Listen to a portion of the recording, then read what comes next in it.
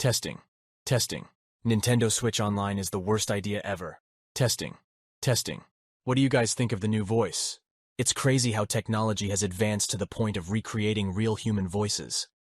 But this channel is not meant to impersonate anyone. I'm utilizing one of the default voice options from 11 Labs only for entertaining and educational purposes. So with that out of the way, let the video start.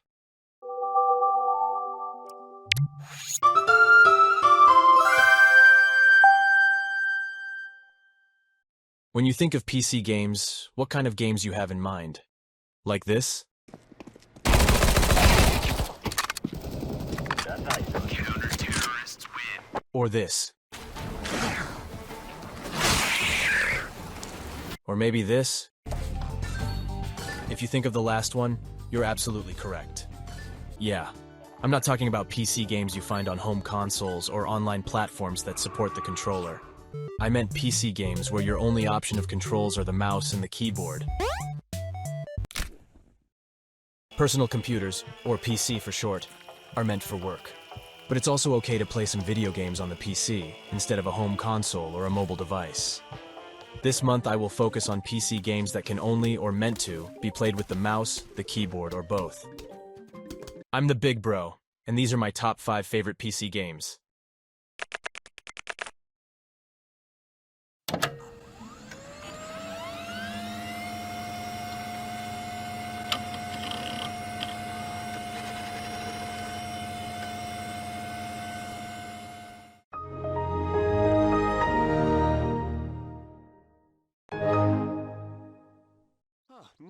The Sims, the original human life simulator. It's basically an exaggerated replica of ordinary human life in a neighborhood. First you create one or more family members, and then you buy a land to build a house from the ground up, or buy an already made house and do what ordinary humans would do. Going to work, paying bills, inviting friends to a party, watching TV, falling in love, getting kids. You know, stuff you should be doing right now instead of watching this video. Not everything is fun in games, though. The Sims are kinda dumb. A big example is when the Sims are trying to cook something. If the Sim has no cooking experience, either in the stove or a microwave, it will set the thing on fire. This can be avoided if the Sim studies cooking lessons from a book. The more the experience, the less chance of fire will occur. But if the Sim hasn't talked to other people for too long, they will get depressed to even read a book. Which is understandable, but still pretty dumb to rely on socializing in order to not set your house on fire. Clearly, this game is not meant for isolated introverts. The Sims is basically a parody of human life. Is just to simulate events and interactions with virtual humans and relax a little.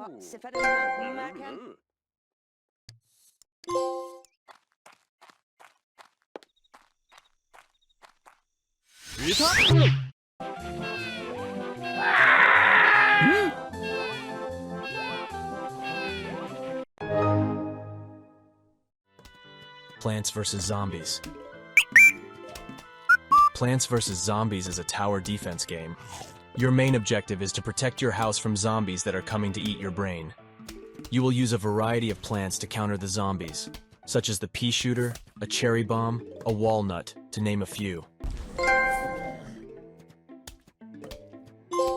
Silly as it looks, this is actually an intense and strategic game.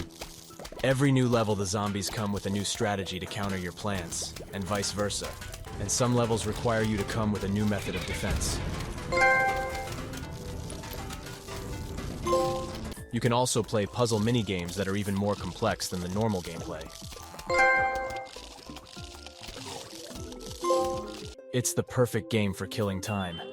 I used to play the mobile version during lunch break, but I like the PC version more.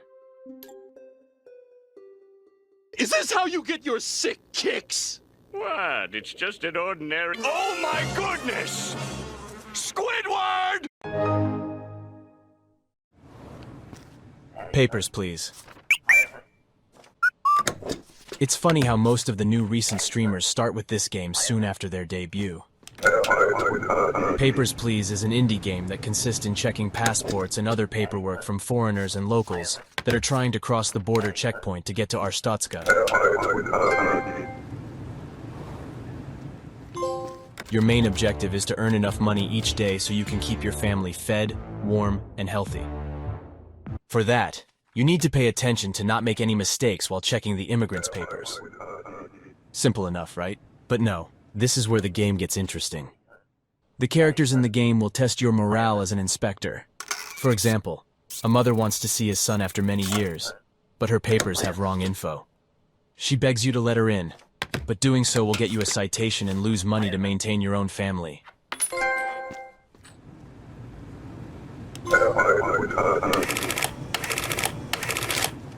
There's also this interesting fellow who constantly tries to enter with lots of discrepancy on him.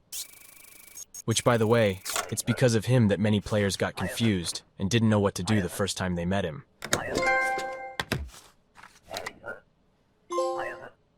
There's even a rebellion team trying to cooperate with you in order to fight the corrupt leaders of Arstotzka. And also lots of civilization conflict, like denying certain countries for merc or political reasons. And constant terrorist attacks that you can stop either with tranquilizer or lethal weapons.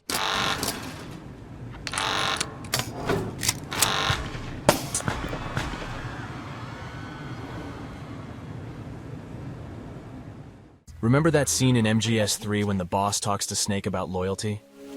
What's it going to be? Loyalty to your country or loyalty to me? Your country or your old mentor? The mission or your beliefs? Your duty to your unit or your personal feelings? Well, that's pretty much what the lore of Papers, Please is about. Staying as a loyal worker of Arstotzka will keep safe your family, but trying to be the rebel hero will cost money and even cost your family's lives.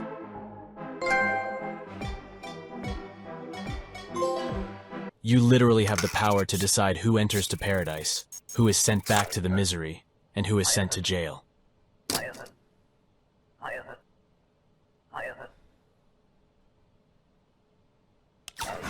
And that's why this game is so fun. You should go check it out for yourself.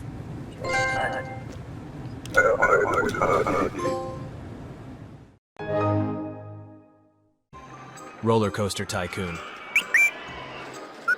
Fortnite kids will never understand the great games we had back in the day. This game is what you call a build and management simulator. You can build all kinds of rides in your park. Transportation rides, gentle rides, thrilling rides, water rides. You can even customize your own roller coasters and other rides with tracks. Your main objective is to attract lots of guests and do other tasks like increasing the rating and value of the park before the given date limit. If you succeed, you unlock a new stage. When I first tried this game as a kid, I didn't know anything about money management. I simply put random rides on my theme park and let the guests have their fun. But eventually I stopped gaining money to build new rides, leaving me in the red, and the guests get upset and leave the park. But now that I'm older, it all makes sense now. The guest won't enter a ride if it is too pricey, or while there's a more thrilling ride nearby. What I do is lowering the entry fee on small rides like the merry-go-round and the go-karts, and increase it on more intense rides like the roller coasters and big water rides. Back then I only set shops and stalls in a single location, but now I set them on every corner of the park. That way the guests don't have to do backtracking every time they get hungry or want to go to the toilets. If the park is too big, I close paths. If the main path surrounds the park, I made shortcuts. And finally, I set patrol areas for my staff.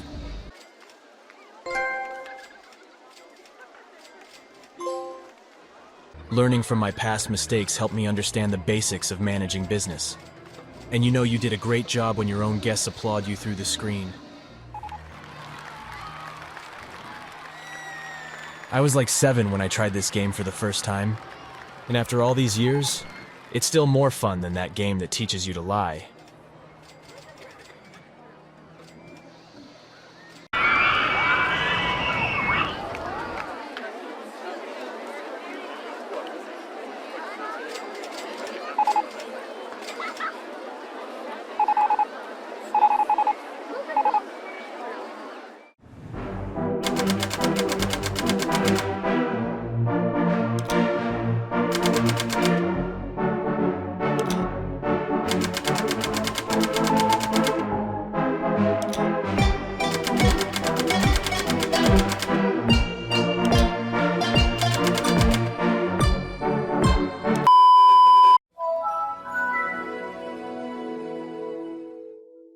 3D Pinball Space Cadet.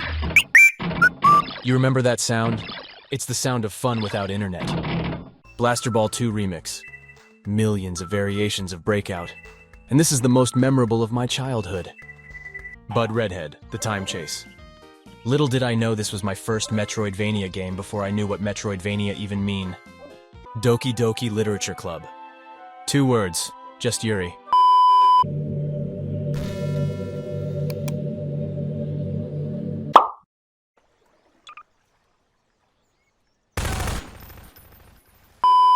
Gary's Mod.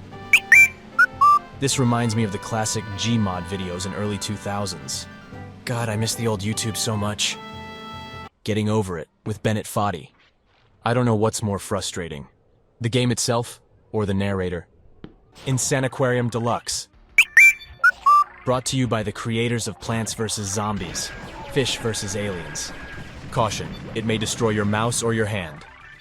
Surgeon Simulator.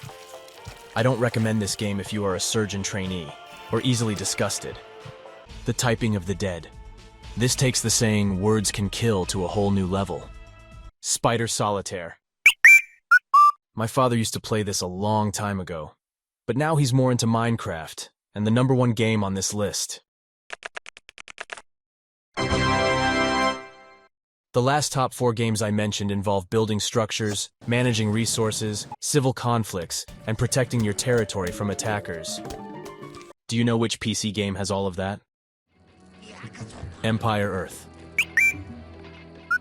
This game shares some similarities to Age of Empires. But there, you can only go from Prehistoric Age to Iron Age. But here you can go from Prehistoric to Middle Age, Renaissance Age, Industrial Age, and even Nano Age. You as the unquestionable leader must order your citizens to mine and farm resources, so they can build structures, so you can form an army of soldiers, boats, and planes in order to defeat all of your enemies. You can play a random map against the computer. You have plenty of options and rules for how you want the battlefield look like. Although the big downside is that the computer is a bit of a cheater, even if you set it on easy mode. I know 3 ways to fix that. The alternate way, simply build a wonder structure. Make sure it's well guarded with walls, towers, and units until the timer reaches 0 and win the game. The easiest way, use cheat codes. Just don't use too many, or it won't be that challenging. And the complex way, head to the scenario editor. Generate a random map of your choice. Uncheck cheat for the computer. Save the map. Load the map in single player. And there you go. Speaking of scenario editor, you can customize your own battlefield and even change the names of the teams. You can even replicate battles you've seen in games, movies, history books, comic books, etc. In my case, I recreated the Battle of Arstotzka against Kalikia from Papers, Please. If you want a bit more single-player experience, you can try the campaign mode, which recreates events based on ancient mythologies and real-life wars. Well, kind of. Most of the stories were modified for gameplay reasons, and some stories are made up for the game. There's also multiplayer, but I've never actually tried that, especially now that the servers are shut down. In war games, most people prefer playing as soldiers with plot armor, but not as the mastermind behind the army. That's what I like about Empire Earth. It gives you the feeling of conquering the world with your little army. And this is why Empire Earth is my #1 favorite PC game of all time.